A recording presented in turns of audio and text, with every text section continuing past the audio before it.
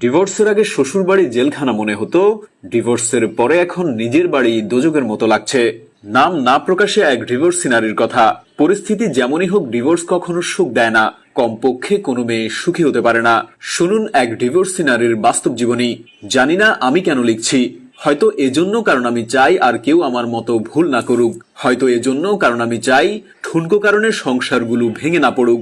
আমি 19 বছর বয়সী এক নারী।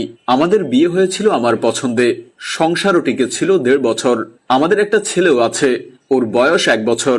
আমার স্বামীর স্বভাব চরিত্র সবই ভালোই ছিল, শুধু একটু জেদি। অবশ্য তাও সব সময় না, মাঝে মধ্যে। মানুষ ভাবে ওর বদমেজাজের জন্যই বুঝি আজ এই অবস্থা, কিন্তু আমি জানি আমাদের সমস্যার শুরুটা ওর দিক থেকে হয়নি। সব সংসারেই তো টুকটাক কিছু সমস্যা থাকে, ওরকম আমাদের মধ্যেও মাঝে মাঝে ঝগড়াঝাটি হতো।